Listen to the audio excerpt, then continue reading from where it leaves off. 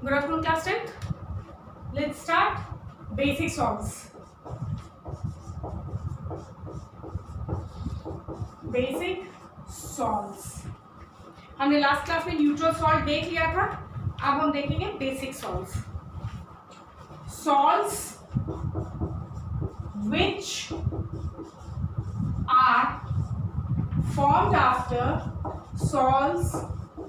are formed after reaction between weak acid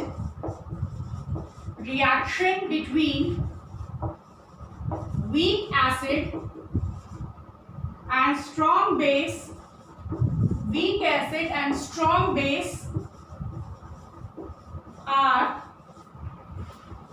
called basic salts.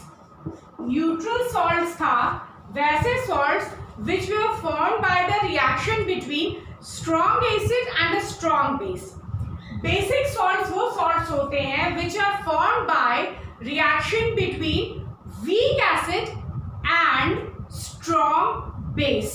Strong base और weak acid के बीच में जब reaction होता है तो हमें एक बेसिक सॉल्ट मिलता है.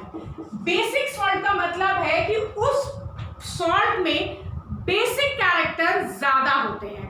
न्यूट्रल सॉल्ट में ना एसिडिक कैरेक्टर प्रिवेल कर रहा था ना ही बेसिक कैरेक्टर प्रिवेल कर रहा था. लेकिन बेसिक सॉल्ट में क्या होता है, चूंकि हमारा एसिड वीक है और बेस स्ट्रॉन्ग है, ऑब्वियसली जिसकी ताकत ज्यादा है, स्ट्रॉन्ग है, तो पूरी तरह उसको हराना थोड़ा मुश्किल काम होता है. कोई कमजोर है और कोई ज्यादा ताकतवर है तो कमजोर वाले को ताकतवर को हराना मुश्किल होता है. तो यहाँ भी बात यही है कि जो स्ट्रॉन्ग बेस है और वीक एसिड है, तो जो वीक एसिड है वो पूरी तरह से हमारे स्ट्रॉन्ग बेस को न्यूट्रलाइज नहीं कर पाता है, पूरी तरह बेस की बेसिक कैरेक्टर को खत्म नहीं कर पाता है. इसी वजह से जो रिजल्टेंट सॉल्ट हमें मिलता है उसमें बेसिक कैरेक्टर प्रिवेल करता है. The pH value of basic salt is greater than 7. Neutral salt में जो हमारा pH का वैल्यू था that was equal to 7, but the pH value of basic salt is greater than 7. Example में देख लो हमारा Na2CO3, CH3COONA एक्सेट्रा. इसका formation कैसे है? Na2CO3 ये बनता है हमारा NaOH प्लस H2CO3 और ये बनेगा Na2CO3 प्लस H2O.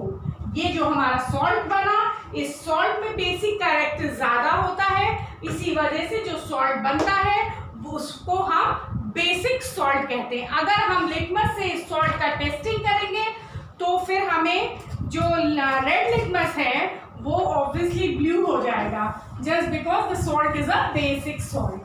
इसमें बेसिक कैरेक्टर्स प्रिवेल कर रहे हैं. बेसिक कैरेक्टर मीन बेस के कैरेक्टर्स प्रिवेल कर रहे हैं.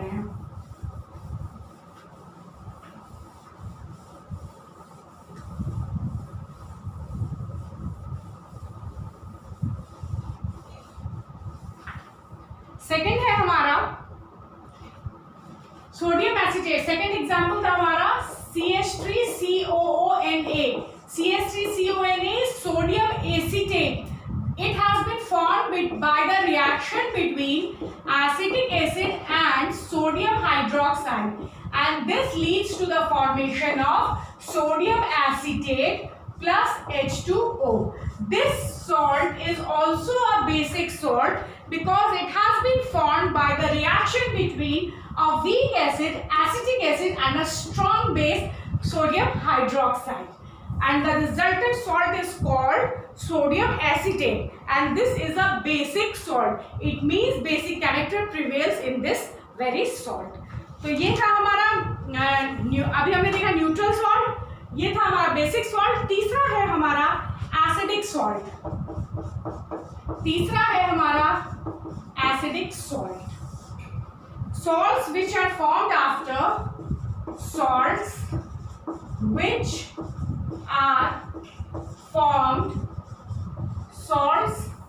which are formed after the reaction between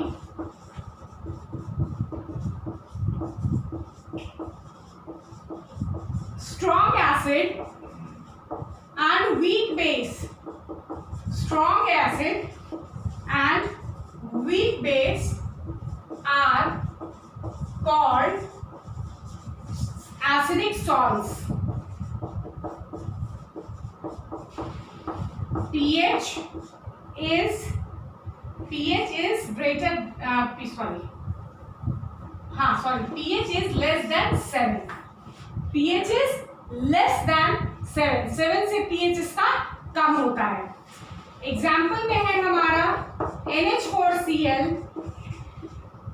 NH4 twice SO4, so ammonium chloride, ammonium sulfate. ये दोनों salts जो है, these two salts have been formed by the reaction between a weak base ammonium hydroxide and strong acid hydrochloric acid and sulfuric acid. Let's see.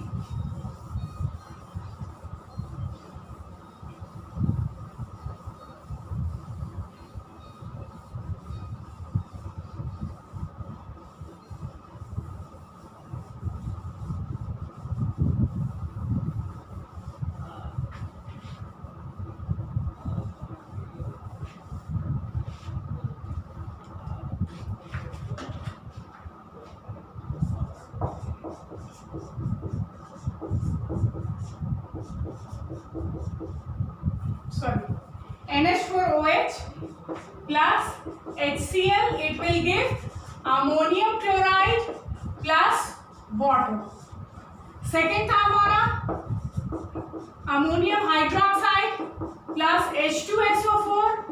This will give ammonium sulfate plus H2O. So these two salts have been formed by the reaction between weak base ammonium hydroxide and HCl, weak base ammonium hydroxide and strong acid sulfuric acid, and the resultant salt ammonium chloride या ammonium sulfate. The two salts formed in two cases. These salts are basically acidic salts just because being a weak base, it could not neutralize. Being a weak base, ammonium hydroxide could not neutralize sulfuric acid and hydrochloric acid completely. That's why the resultant salt is a acidic salt. It means कि it has more of the acidic character. अगर आप इस salt को litmus के साथ test करेंगे तो being an acidic salt, the blue litmus will turn red. Clear है? तो ये थे हमारे तीन टाइप्स के salts, acidic salts, basic salts and neutral salts. अब हम देखेंगे cause of the formation of basic salts. Basic salt और एसिडिक सॉल्ट क्यों बनते हैं, इनका हम कॉज देखते हैं.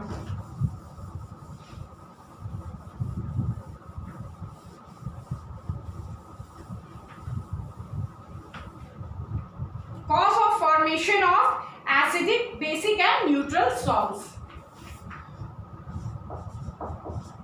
Cause of formation of acidic, basic and neutral salts.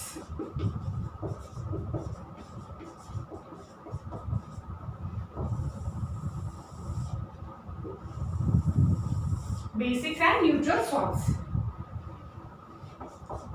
When equally strong acid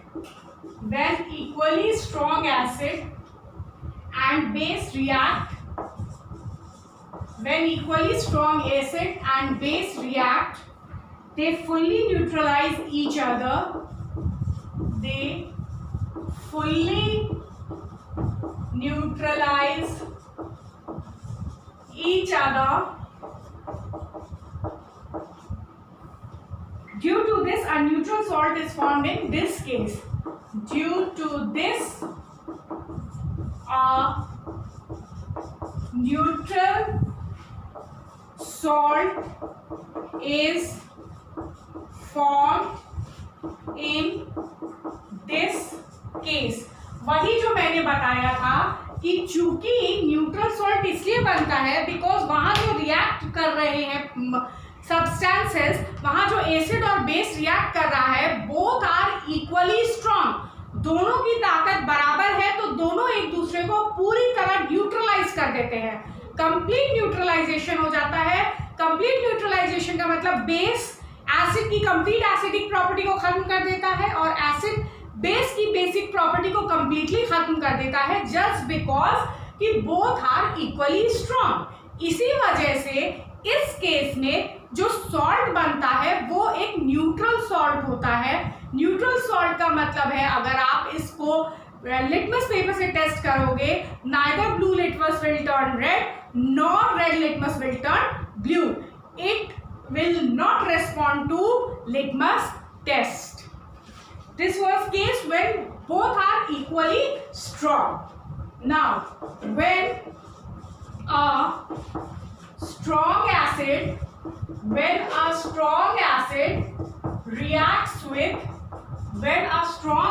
reacts with a weak base, the base is unable to fully neutralize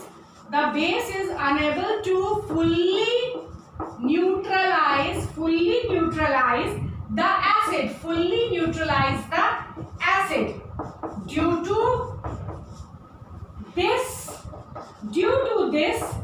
they retain one or more hydrogen. Due to this they retain one or more hydrogen of the parent acid. Thus an acidic salt is formed in this case.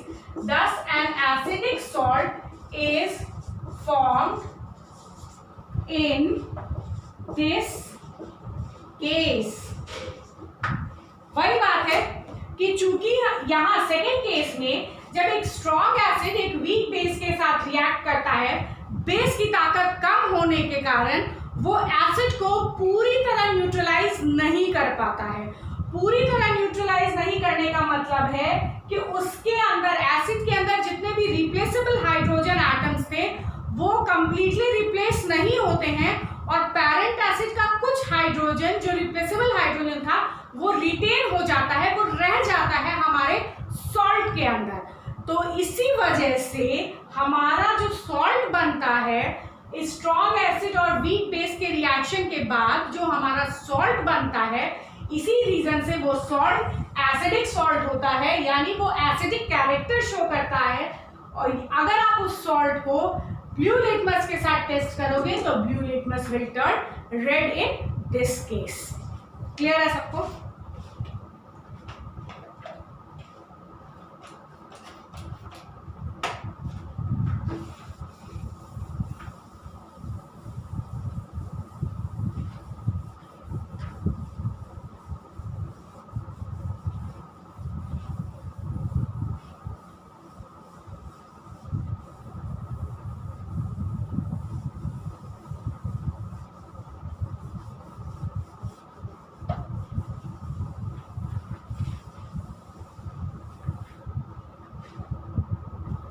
तीसरा, when a strong base reacts with weak acid, the acid is unable to fully neutralize. The acid is unable to fully neutralize the base. Thus they retain one or more hydroxyl group, thus they retain one or more hydroxyl group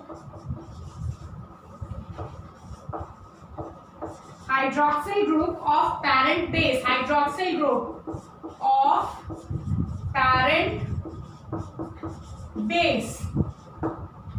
Due to this, a basic salt is formed in this case. Due to this, a basic salt is formed in this case. These salts further react with acid to form neutral salts. जब एक strong base एक weak acid के साथ react करेगा तो फिर वही बात है कि एसिड की ताकत ज्यादा स्ट्रॉन्ग, मतलब बेस की ताकत एसिड से स्ट्रॉन्ग है, तो बेस की ताकत स्ट्रॉन्ग होने के कारण एसिड उसको पूरी तरह न्यूट्रलाइज नहीं कर पाता है, यानी उसके अंदर जितने भी रिप्लेसेबल हाइड्रोक्सिल ग्रुप है वो उसको हटा नहीं पाता, उसको कंप्लीटली हटा के न्यूट्रलाइज नहीं कर पाता। तो वन और मोर हाइड्रोक्सिल ग्रुप जो हमारा पैरेंट बेस है, वो पैरेंट बेस का वन और मोर हाइड्रोक्सिल ग्रुप हमारे सॉल्ट में रिटेन रहता है, हमारे सॉल्ट में रह जाता है।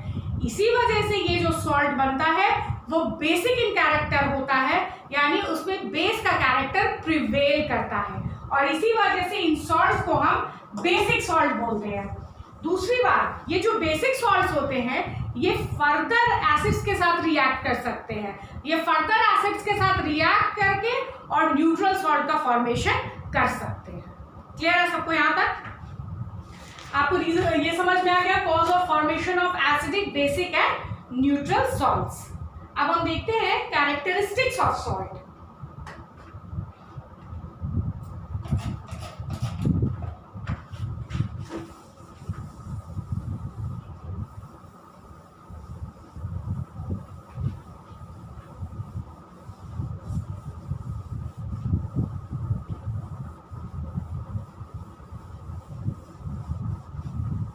Characteristics of salts. Let's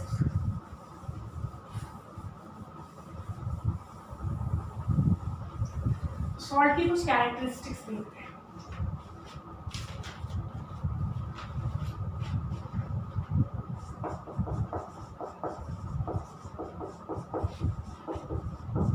Characteristics of salts. Most of the salts are crystalline solids.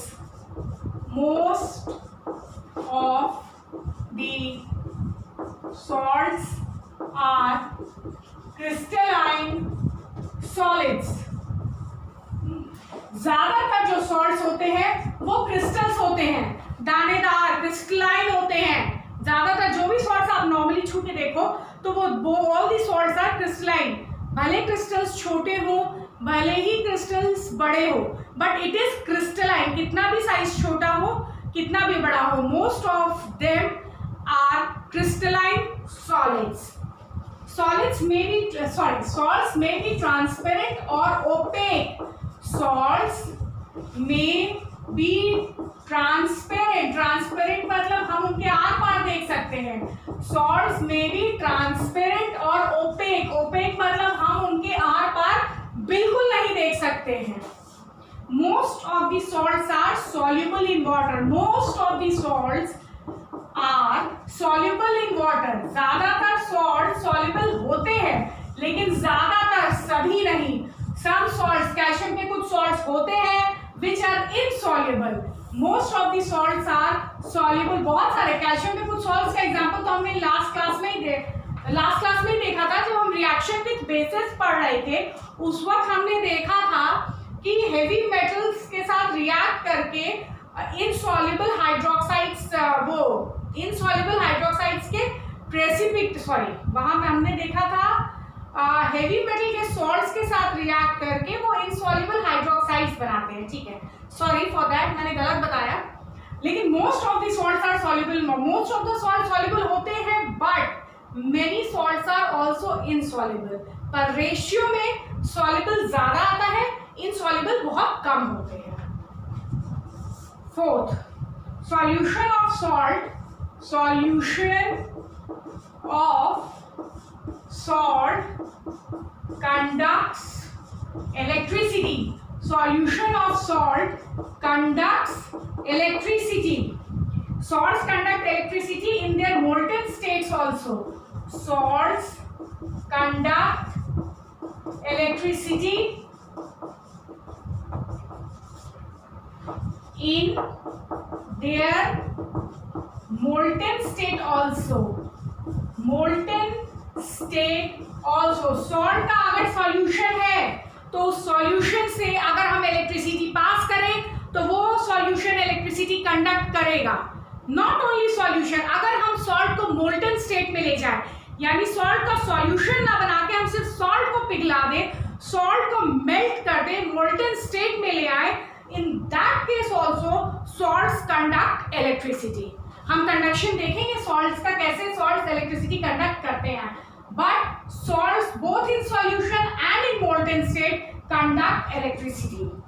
The salts may be salty, the salts may be salty, sweet, bitter or savory, bitter or savory, ठीक है। 6th point, neutral salts are odorless.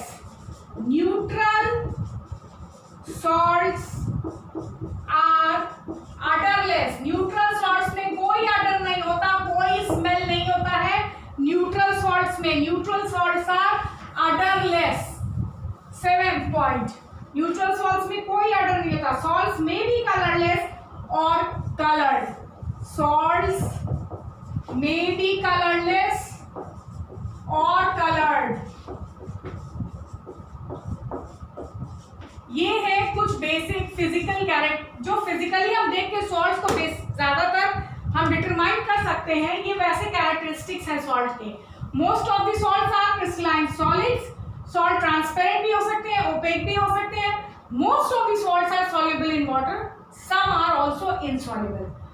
Salt अपने solution में रहे, salt का solution रहे, या salt अपने molten state में रहे, in both the cases salts can conduct electricity.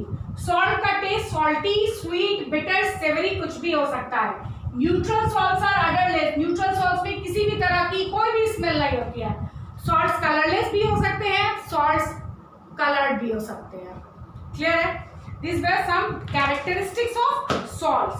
अब हम देखते हैं कंडक्शन। मैंने बताया ना सॉल्ट इलेक्ट्रिसिटी कंडक्ट करते हैं, तो कंडक्शन ऑफ इलेक्ट्रिसिटी सॉल्ट्स के केस में हम देखते हैं।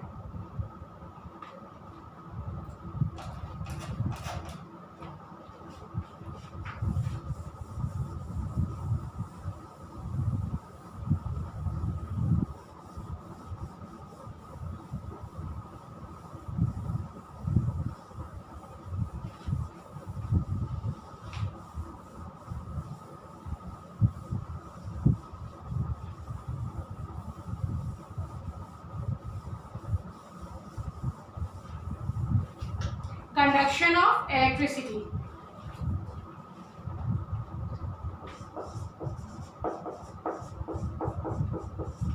Conduction of electricity.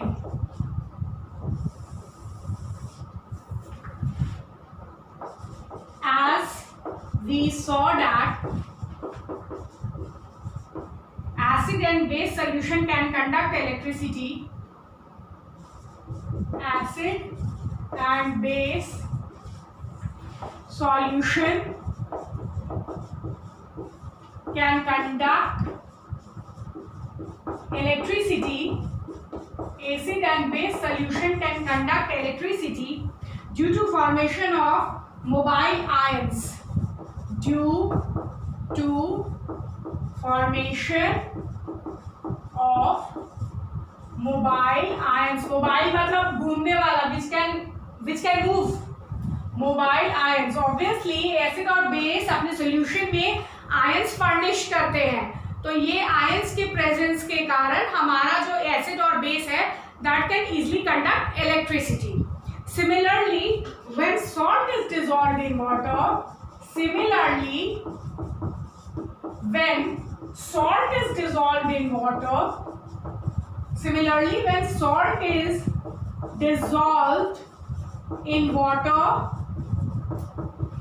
it ionizes to form ions.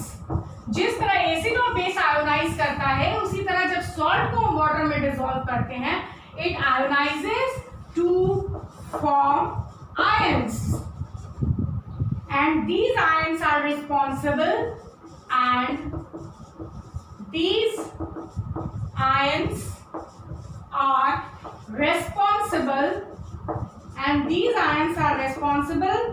to conduct electricity,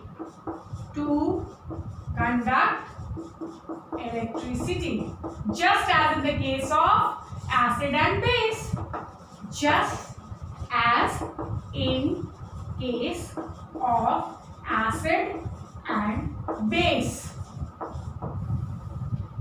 Example, NaCl को अगर आप उसका एक्टिव सोल्यूशन बनाओ तो it will dissociate into Na+ and Cl-। तो इसी तरह कोई भी सॉल्ट जो होता है उसको जब आप डिसॉल्व करते हो वाटर में, when it is in solution, they ionise to form the ions.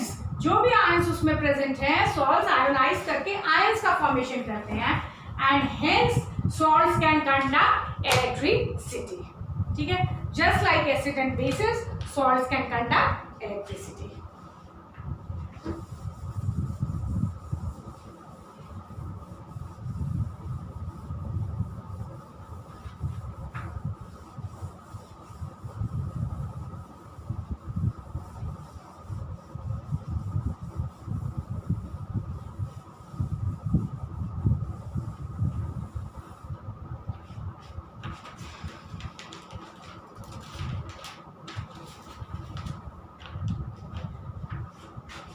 Family of salts.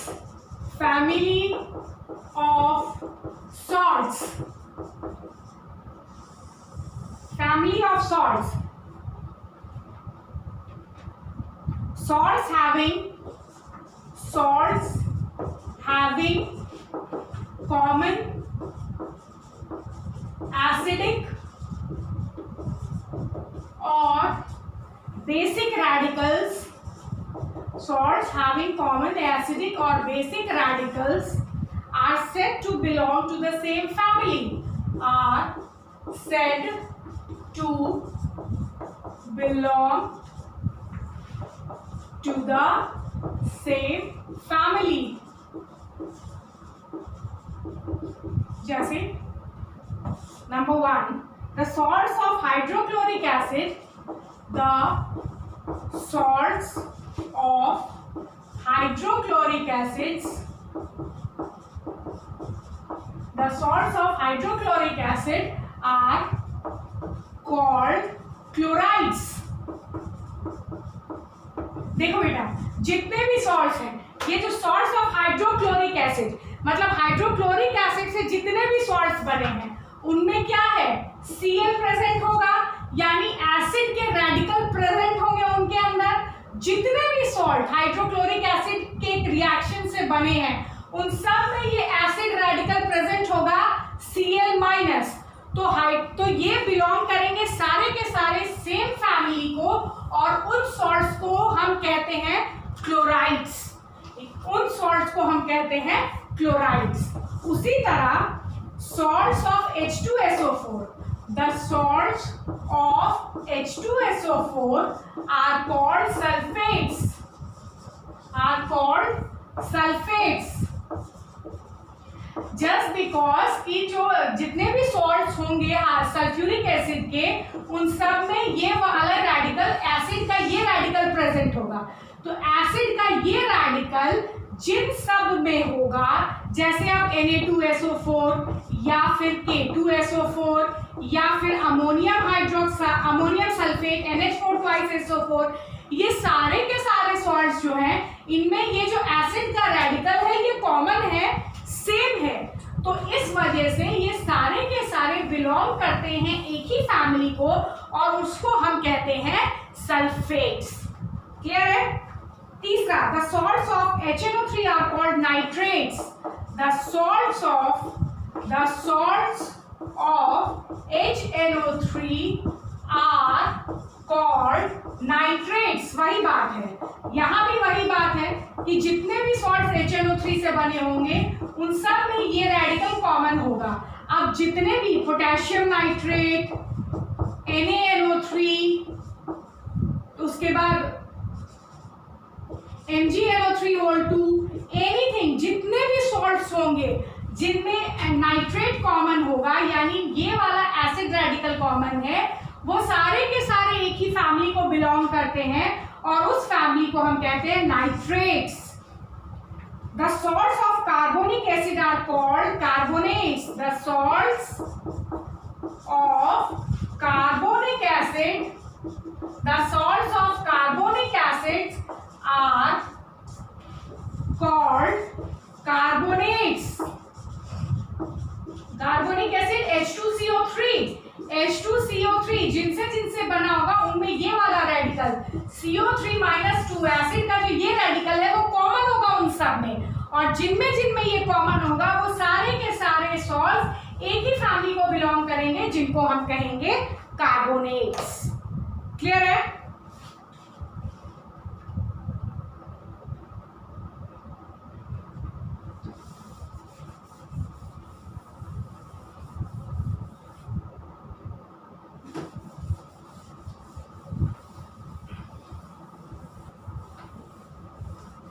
उसी तरह जो भी सॉल्ट्स एसिडिक एसिड से बने होंगे उन सबको हम वो सारे बिलोंग करेंगे एक ही फैमिली को, और उस फैमिली का नाम है एसीटेट्स। सारे के सारे सॉल्ट एसीटेट फैमिली को बिलोंग करेंगे। The salts of acetic acid, the salts of acetic acid का फॉर्मूला है CH3COOH। The salts of acetic acid are called acetates. The salts of acetic acid are called acetates. और अच्छा, अब base अगर common हो, on the basis of, ये तो acid radicals common थे, उस हिसाब से हमने फैमिली का नाम दिया। अब on the basis of common basis, अब जिसमें बेसिस के रेडिकल कॉमन है उनको, जैसे सोडियम सॉल्ट्स, तो सोडियम सॉल्ट्स में जिनमें सोडियम प्रेजेंट होगा, ये बेसिक वाला जो रेडिकल प्रेजेंट होगा कॉमन सॉल्ट में, उनको हम कहेंगे सोडियम सॉल्ट्स। जैसे Na2SO4, NaCl, NaNO3 एक्सेट्रा, या फिर CH3COONA। तो ये सारे के सारे हमारे सोडियम के सॉल्ट्स हैं। ये सारे के सारे बेसिक रेडिकल के बेसिस पे, एसिड रेडिकल के बेसिस पे ये सल्फेट फैमिली को है, ये क्लोराइड फैमिली को है, ये नाइट्रेट फैमिली के ये है, ये एसीटेट फैमिली का है। लेकिन अगर बेस के रेडिकल्स को हम देखें तो ये सारे के सारे बिलोंग करते हैं सोडियम फैमिली को, या ये सारे के सारे सोडियम सॉल्ट्स हैं। उसी तरह पोटेशियम सॉल्ट्स हैं, जैसे K2SO4, उसके बाद KCl एक्सेट्रा। उसी तरह हमारे मैग्नीशियम सॉल्ट्स हैं, तो जो वो सारे सॉल्ट्स जिसमें मैग्नीशियम प्रेजेंट है वो सारे कहलाएंगे मैग्नीशियम सॉल्ट्स।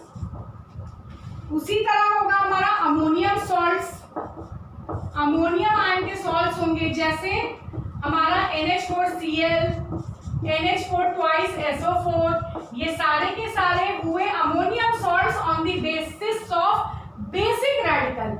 एसिड रेडिकल के हिसाब से तो ये क्लोराइड फैमिली का है, ये सल्फेट फैमिली का है, लेकिन बेसिक रेडिकल के हिसाब से ये सारा का सारा अमोनियम का सॉल्ट है। उसी तरह हमारे कैल्शियम सॉल्ट्स में CaSO4 एक्सेट्रा। उसी तरह हमारे कॉपर के सॉल्ट्स होंगे CuSO4, CuCl2 एक्सेट्रा। ठीक है, on the basis of basic radicals. तो ये था family of salts on the basis of acid radical and basic radical. Now let's move to next topic, water of crystallisation. Salts में water of crystallisation, मैंने कई बार ये word use भी किया है। Now let's see what is water of crystallisation.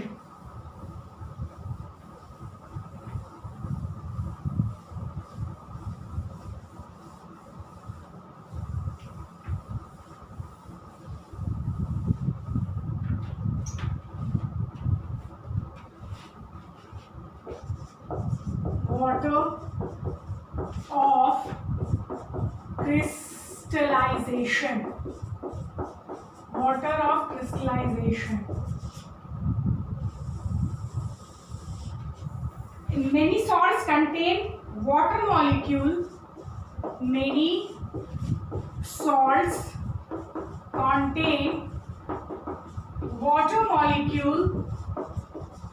Many salts contain water molecule and are known as hydrated salts and are known as hydrated salts. The water molecules present in the salts, the water molecule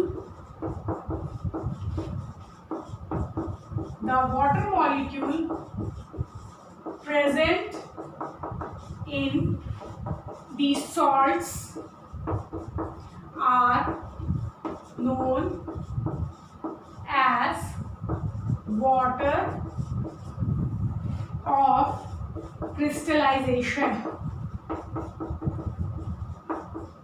Water of crystallization example में है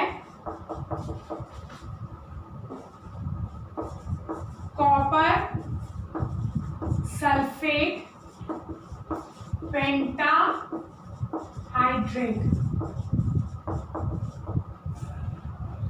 CuSO4 5H2O। Pentahydrate का मतलब है 5 water molecules इसके साथ present हैं।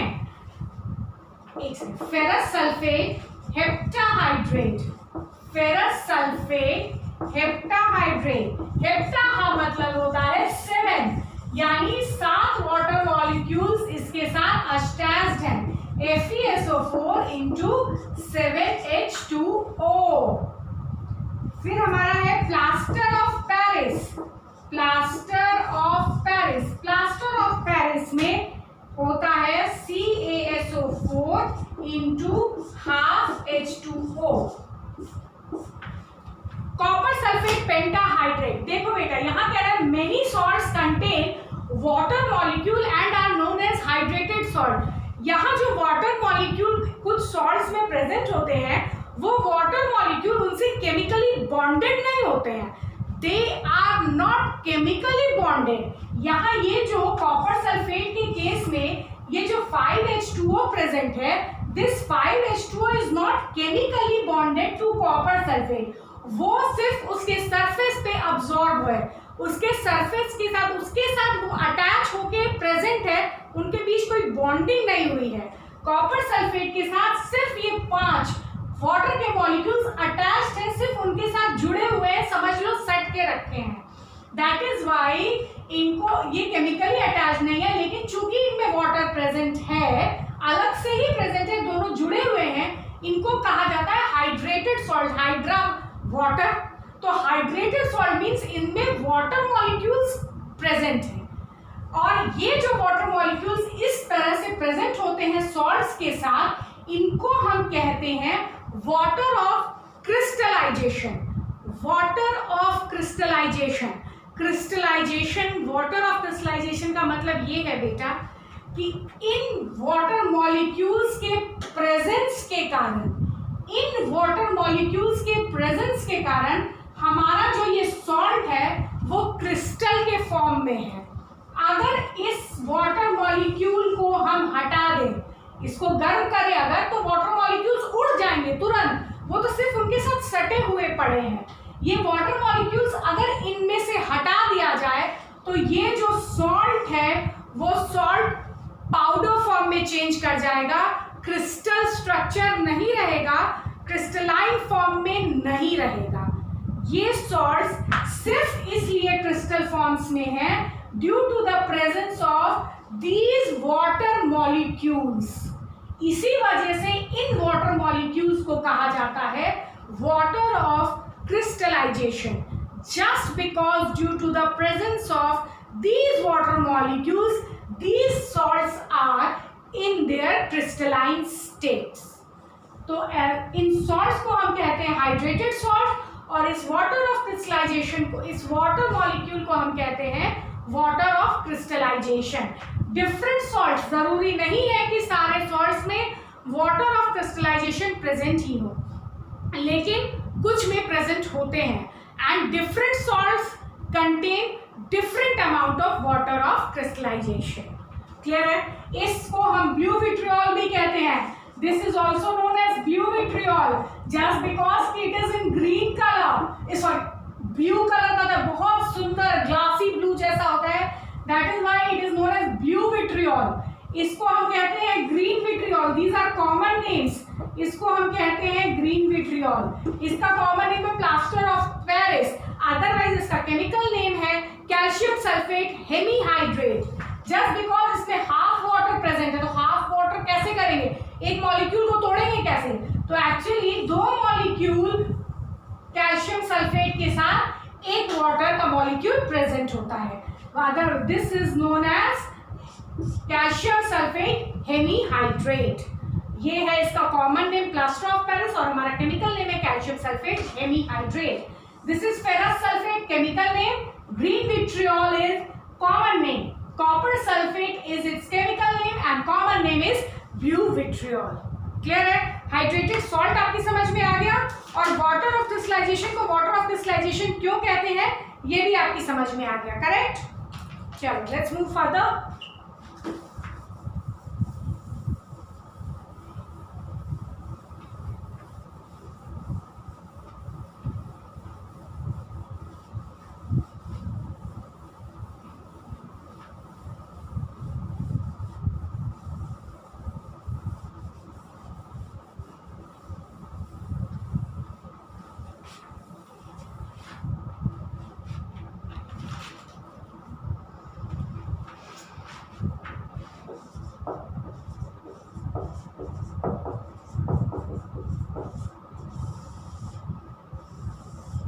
Blue color of copper sulfate pentahydrate, blue color of copper sulfate, blue color of copper sulfate pentahydrate, blue color of copper sulfate pentahydrate is due to the presence of 5 molecules of water, is due to the presence of 5 molecules of water. When copper sulfate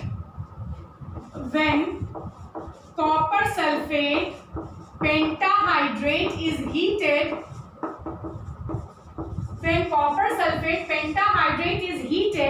it loses water molecules,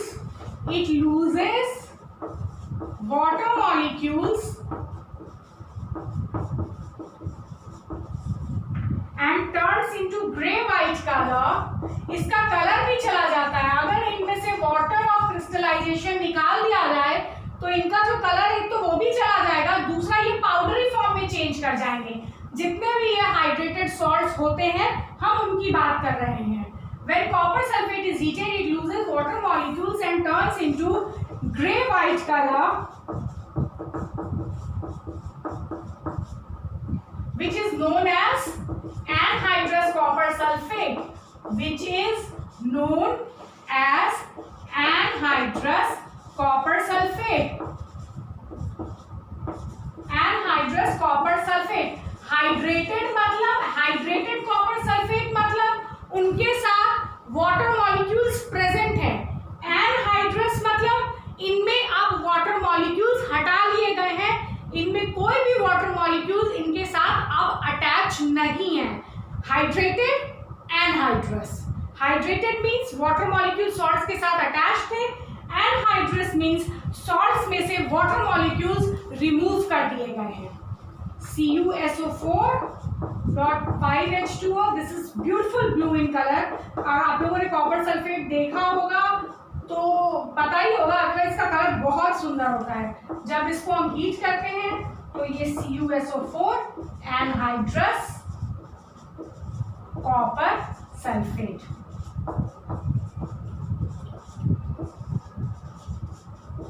anhydrous copper sulphate. अब अगर इस stage पे anhydrous copper sulphate में इस stage पे हम water add कर दें तो उसका ब्लू कलर वापस आ। अगर हम कुछ ड्रॉप्स ऑफ कॉपर सल्फेट पे, एनहाइड्रस कॉपर सल्फेट पे few drops of water add कर दें तो उसका ब्लू कलर रिटेन हो जाता है। आफ्टर एडिंग वाटर, लेकिन उसको क्रिस्टलाइज हो नहीं, वो क्रिस्टल में चेंज नहीं होगा, फिर उसको क्रिस्टलाइज करना पड़ता है, लेकिन उसका ब्लू कलर वापस रिटेन हो जाता है। After adding water, anhydrous CuSO4 becomes blue again, clear है? कॉपर सल्फेट पेंटाहाइड्रेट को अगर हम हीट कर दें तो वो वाटर मॉलिक्यूल्स लूज कर देगा, कलर ब्लू से चेंज होके ग्रे व्हाइट हो जाएगा, और उसके बाद जो कॉपर सल्फेट बचता है उस कॉपर सल्फेट को हम कहते हैं एनहाइड्रस कॉपर सल्फेट। अगर एनहाइड्रस कॉपर सल्फेट में वाटर मॉलिक्यूल्स ऐड कर दिए जाए तो वो वापस चेंज कर जाएगा ब्लू कलर में। क्लियर है? उसी तरह है हमारा ferrous sulphate heptahydrate.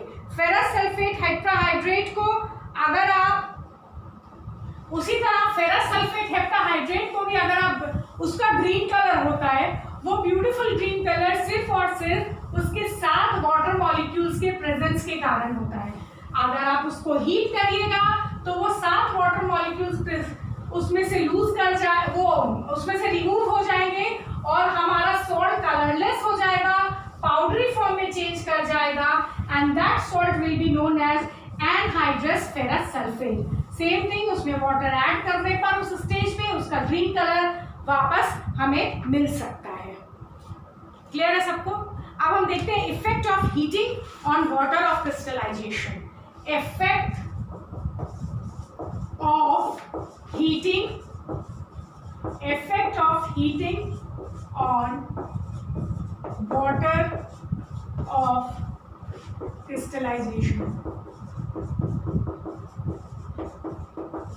Effect of heating on water of crystallization.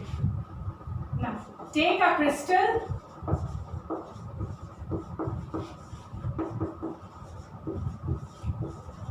of copper sulfate pentahydrate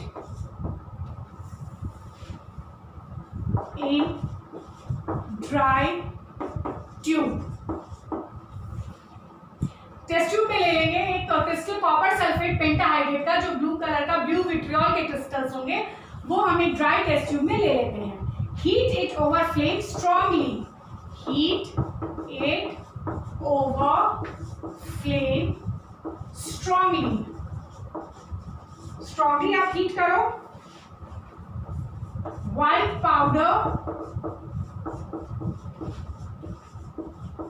powdery anhydrous copper sulfate substance, white powdery substance is formed. CuSO4.5H2O, ये बनाएगा CuSO4 प्लस 5H2O। ऑब्वियसली ये heated है तो ये गैस के form में होगा। ये हो गया हमारा एनहाइड्रस सॉल्ट और ये हो गया हमारा हाइड्रेटेड सॉल्ट। ठीक है, यहां तक ठीक है। अब क्या होगा, जब आप हीटिंग करोगे ना टेस्ट ट्यूब में लेके और हीट करोगे, ये व्हाइट पाउडर फॉर्म में कॉपर सल्फेट चेंज कर जाएगा and water droplets will be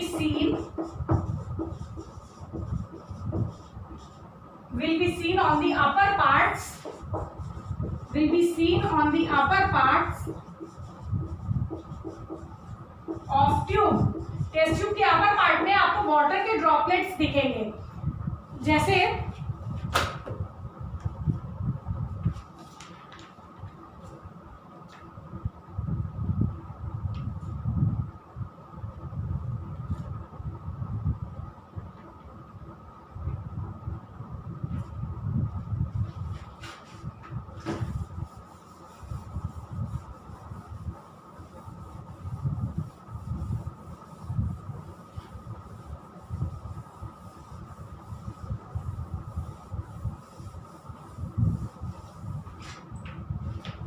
अगर हम एक ये ट्राइपॉड स्टैंड ले लें और यहाँ अगर हम बर्नर जला रहे हैं, यहाँ से हम हीटिंग कर रहे हैं, या वायर गेज है और यहाँ टेस्ट ट्यूब में हम कॉपर सल्फेट लेके हीटिंग कर रहे हैं, तो यहाँ पे वाइट पाउडर तो आ जाएगा जब हमारी हीटिंग स्टार्ट होगी. और upper part of test tube में इस जगह पे अपर पार्ट में आपको वाटर के ड्रॉपलेट्स दिखेंगे. ये वो वाटर के ड्रॉपलेट्स हैं जो हाइड्रेटेड कॉपर सल्फेट में से बाहर निकले हैं. चूंकि टेस्ट ट्यूब का अपर पार्ट थोड़ा कूलर था तो वो वहां जाके कंडेंस होके वाटर ड्रॉपलेट्स कुछ बन जाते हैं. वही वाटर ड्रॉपलेट्स आपको upper side of test tube में नजर आएंगे. Allow the white powder to cool down. Allow the white powder to cool down and then add few drops of water and then add few drops of water. उसको cool होने दीजिए. White powder जो anhydrous salt बना उसको cool होने दीजिए और cool होने पे उसमें few drops of water add कीजिए. Colour of powder again changes to blue. ये हमने कॉपर सल्फेट के साथ बताया. बाकी जितने भी हाइड्रेटेड सॉल्ट्स हैं सबके साथ ऑब्जर्वेशन यही होगा. सिर्फ चूंकि सॉल्ट का जो कलर होगा वो कलर वैरी करेगा. बाकी सब कुछ जो ऑब्जर्वेशन आप इस केस में देख रहे हो वही ऑब्जर्वेशन आप मोस्ट ऑफ ऑल दी आप हाइड्रेटेड सॉल्ट्स के साथ यही सारे ऑब्जर्वेशंस आप ऑब्जर्व करोगे. ठीक है सबको. अब हम लोग एक टॉपिक देखते हैं, efflorescence. This was about water of crystallization. Now we will see efflorescence. What is efflorescence?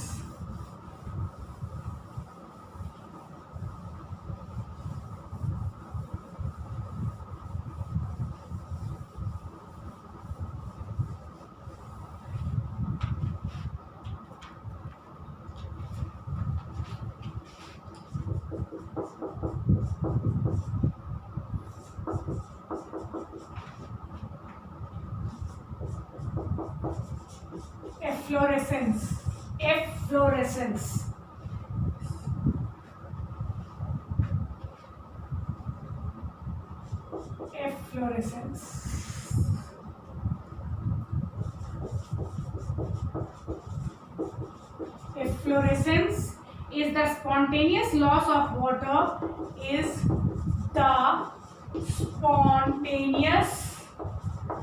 Spontaneous loss of water by a hydrated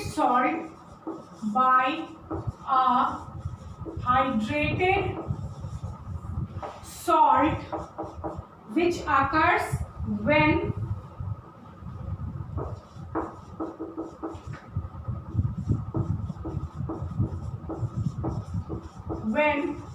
aqueous vapor pressure of the hydrate, aqueous vapor pressure of the hydrate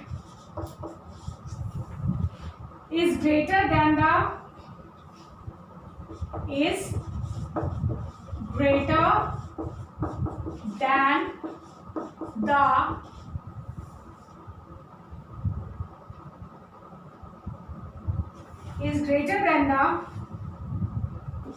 vapor pressure of water vapor in the air.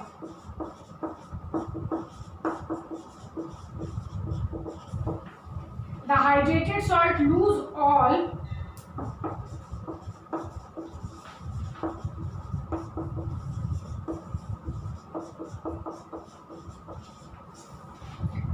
or part of their water crystallization, lose all or part of their water of crystallization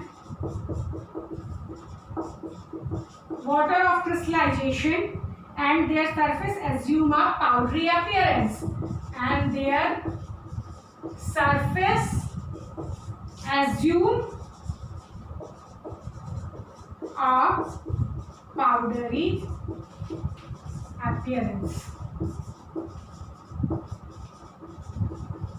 example है global salt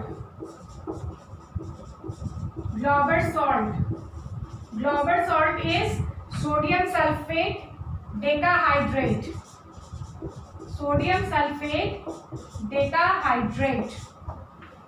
कहने का मतलब ये है कि कुछ hydrated salts ऐसे भी होते हैं जिनमें जो वाटर मॉलिक्यूल्स प्रेजेंट होते हैं ना, मान लो ये सॉल्ट है, सॉल्ट में वाटर मॉलिक्यूल्स प्रेजेंट है, तो ये वाटर मॉलिक्यूल्स कुछ वेपर स्टेट में भी रहते हैं, always all the time evaporation होता ही रहता है। तो कुछ हम हमेशा जानते हैं कि हम वाटर को हीट करें या ना करें, कुछ अमाउंट ऑलवेज वेपर स्टेट में होता ही है due to the process of evaporation, हमने पढ़ा था। तो उसी तरह यहाँ भी है कि जो वाटर मॉलिक्यूल्स इसके सरफेस पे प्रेजेंट हैं, हाइड्रेटेड जिनकी वजह से हमारा सॉल्ट हाइड्रेटेड है, वो वाटर मॉलिक्यूल्स कुछ उसमें ऑलवेज हमारा वेपर स्टेट में होता है।